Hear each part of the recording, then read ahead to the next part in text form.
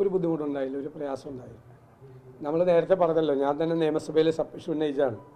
അതായത് ഈ virtual Q മാത്രമേ ഉണ്ടാവുള്ളൂ എന്നാണ് ആദ്യം സർക്കാർ തീരുമാനിച്ചത്. വിർച്വൽ ക്യൂ മാത്രമായിരുന്നെങ്കിൽ ഇത് നിയന്ത്രിക്കാൻ പറ്റില്ലായിരുന്നു. സ്പോട്ട് ബുക്കിംഗ് ഉണ്ടാകണം എന്ന് നിർബന്ധം പറഞ്ഞു.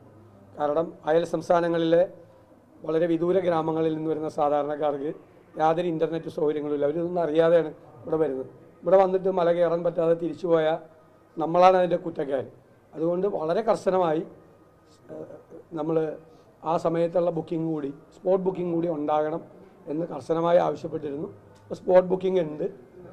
മാത്രമല്ല 80,000 എന്ന് തീരുമാനിച്ചത് വിർച്വൽ ക്യൂ 90,000 വരെ പോകുന്നുണ്ട്. അതിൻ്റെ കൂടെ സ്പോട്ട് ബുക്കിംഗും ആകുമ്പോൾ കുറേ കൂടെ സുഗമമായി പോകും. പോലീസ് സംവിധാനവും ഇതുവരെ ഒരു കുഴപ്പമില്ലാതെ പോകുന്നുണ്ട്. ശ്രദ്ധിക്കണം, കഴിഞ്ഞ പ്രാവശ്യം സംഭവിച്ച കുഴപ്പങ്ങളൊന്നും ഉണ്ടാകാതെ നോക്കണം. കഴിഞ്ഞ പ്രാവശ്യം ഒരുപാട് പേര് പന്തളത്ത്